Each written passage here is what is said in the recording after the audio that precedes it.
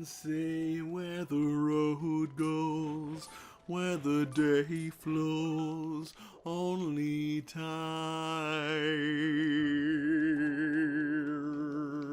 Tyrm? Only Tyrm, who's an old wizard who lives in the hills. You can say where the day goes, though. No, where the road goes, and where the day flows. Oh, the day flows. Is it water? I said I'm daytime, Oh, and I'm here to say I'm gonna mack you down in a major way. Mac you down? I don't like that. Here I come to mack you down. I hope you're ready, but I'm sure you're not. I'm sure you're not either. You're the you. Huh. You were the you. Oh, I almost got him. I did get him. Slashing yellow slime time. Slashing yellow slime time. Why are you cupping it? Peanut butter. Use your imagination. Why are you cupping it, boy? Oh yeah, This is a bad port. Well, it used to be a good port. That's Used to what be matters. Newport. It did. It used to be a new port. I'm getting a lot of ants. I hope you stay away from these ones, though. Nope. Wait, was that My harem of ants grows ever larger. harem of ants? I didn't say hammer. Well, I harem. said harem. Well, same thing. You think a hammer and a harem are the same thing? Yeah, you get some. You powder get work done either both. way. Alright, what's up here? Gems? No. Gems and faces? Face gems. Hmm. Are these trains? They're time trains. Sounds like a shitty book. The Time Trains. What's it about? Are we making another young adult story? Sure. So Time Train is about a young, about 15 to 18-year-old girl in that range. Okay. 14 to 18. One day she's exploring in her boring, podunk little town. She goes into the woods. She seems to walk deeper and deeper and deeper, and she thinks to herself, I've never gone this deep in the woods before. I didn't even know that woods went this deep. From the outside, it doesn't look like they go this deep at all. But yet, I go deeper and deeper still. She continues to walk. But night doesn't seem to be falling either. It's still daytime. Okay. Suddenly, she enters a clearing. She thinks, this is strange. Is this the end of the woods? No, I can see woods all around me still. This just seems to be a clearing. Who are you? I'm the proud skipper of the ship that protects Nehru's flame, Fweep. Don't call me Fweep, you son of a bitch. It was the day of the storm, Fweep. My crew and I were navigating the seas as usual. Vermin. And those brutes, the pirates, suddenly attacked us. They're after Nehru's flames, and my crew was imprisoned in Nerzard. And I was thrown into the sea. Sharks. Everywhere. 40,000 men went into the water. Only 39,999 left. Okay, that's pretty good. One dude turned into a shark. He didn't die. If anything, he's stronger now. So many men going into the water. It's a big boat. It actually was a normal-sized boat. It was real crammed. Part of the reason it sank. Every inch of the boat was just people. What would you say a normal-sized boat would be? 4 to 5 inches. That's so many. Well, hold on. They're That's stacked on top of each other, 40,000 people high. no wonder it sank. It doesn't sank, and some would just kind of like lost their balance. The whole 40,000 like stack just slowly plunged into the sea. Huh. By the time the last one hit, the first one would surely have drowned. He's the one who became the shark. So what about the second person? He was fine. He rode the shark and left. Now just imagine like a tower of people, like the top still falling, and then the bottom one is grabbed onto the shark and it's pulling the rest through the water. That's right. It's actually incredible to watch. Oh boy. Oh, I'll help you. I just want Really, your boat. worm? Really, worm? Something weird. Oh, his map is wrong. I'll navigate these treacherous waters and you need a sea chart, do you? I didn't see you at my shack at Skipper's Retreat. So first you must get to this boat and set a quest for Skipper's Retreat. Fine. Shall we shove off? Or shall I shove in? Oh, fine. Let's do it.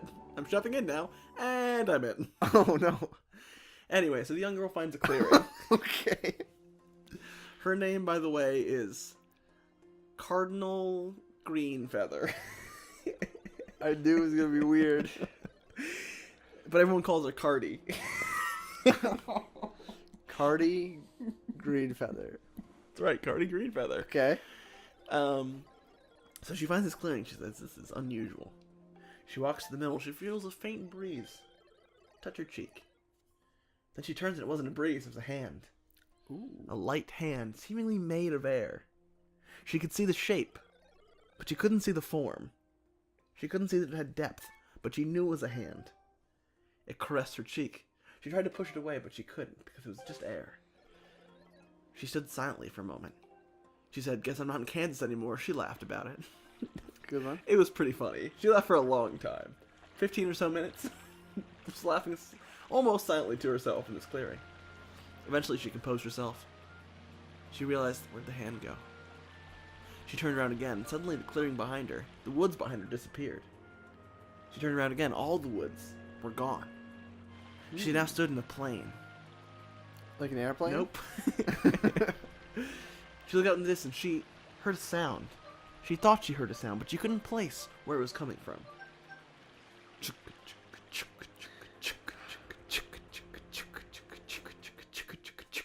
Gaining in speed, gaining in sound. It's getting closer.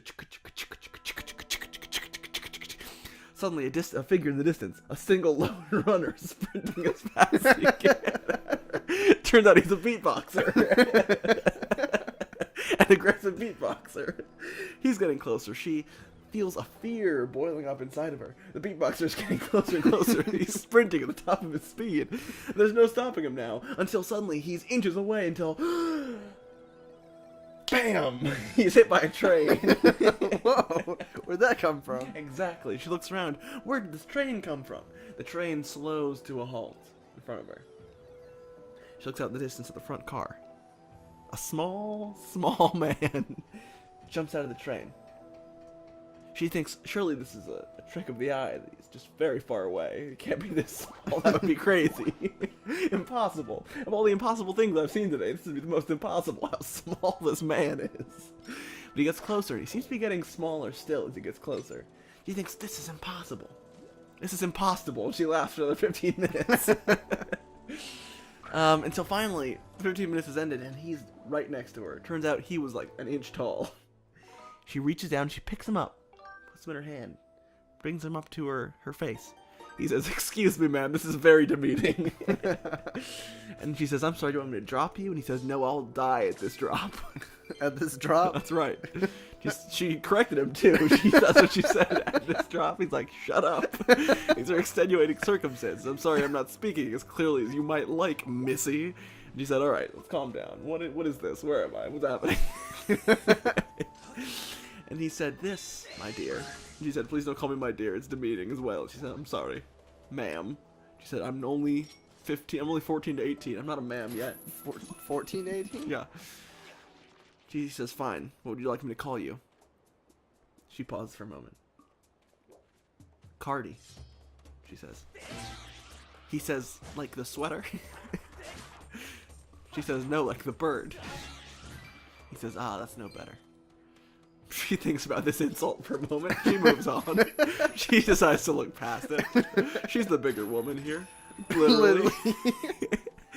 She finally says, "Fine. What is this? What's happening? Where am I? What is this?" He says, "This, Cardi. This is the time tray." And she says, "What?" Logical response. What? He says, "It's the time train. Look around you. This is not Kansas anymore." He laughs for a solid 30 minutes. She sits patiently. She understands. She's already laughed for 30 minutes to herself today. He finally calms himself down. He says, This is the time train, and where you found yourself is a mystical land. A mystical land known as Credor." Credor, okay. No, not Credor. Credor. Okay. You pronounced it correctly. No, thanks. Say it, please. Credor. There you go, Credor. And she says, like, you mean crater? And she says, no, Credor. It goes on for many hours. Many hours. She's a little slow, and he's a little impatient. So it's not an easy process. I can see why. But eventually she understands. She says, oh, Credor. He says, yes. She says, what is this place? What is a time train? You haven't explained any of this. You just said Credor many times. And he says, this land, Credor, is a mystical land, yes, full of wonder and joy, but it's also, right now, spy ant. That's what he said. It confused her. This would become clear later on. Book 5. Book 5. He says, this land was great until recently. And now it has been plunged into darkness. And I believe that the only way to clean this darkness up is to build a wall. Uh-oh. That separates the darkies from us wee folk of Credor. And she says, whoa, whoa, whoa, hold on. It sounds real racist. And he's like, no, not racist. It's just, it's... You don't understand. Look, I was raised a certain way in my family. Just, I don't want to hear it. I'm just not gonna... I don't need to deal with this. He says, fine, don't get on the time train. That's not my problem. He's all right, fine, whatever. Just, what were you saying about the darkies? I don't want to use that term. Is there another term I can use? He says, no. You must use my terminology. She said, fine, tell me about the plague that's devoured this land, as you say. He says, it's very simple. It was prophesized over 4 millennia ago that someday a young woman, an alien, would arrive in Credor and free this land from the darkness, and in fact, make Credor great again. And she said, no thank you. She just walked the other way. Okay. Eventually she walked and she walked and she walked. She found the end of the woods again. She said, I guess I just walked a little farther away. It didn't disappear at all. She walked back into the woods. She walked for a while, and everything looked familiar. She said, alright, good, I'm back on my way home. I don't want to deal with that small racist. She's walking, finally she gets to the edge of the wood, and she walks out. She takes a deep breath of that familiar scent of that podunk small town she was raised in. Then she opens her eyes, and there it is again. The time train. She says, fuck! The little man gets out again. He said, you did not even ask me my name. She said, sorry, you told me a lot of racist stuff. And then a confusing 30 minutes about what this place is called. He said, you got me there. All right. My name is Plurd. Okay. She said, I'm not going to call you that. That's a stupid name. He said, excuse me. That was the name that my pure-blooded mother gave to me. And he said, please do not say pure-blooded. It sounded real racist. And he said, well, that's the way I was raised. She says, fine, whatever. What do you want me to do? Am I the alien, I guess? Is that what the prophecy's about? And he said, well, I don't know. I haven't tested your blood. Okay, this is getting real weird. We should probably end the episode and continue in the next one. Actually, this is the end of the book. End of book 1. That was the end? It's a cliffhanger.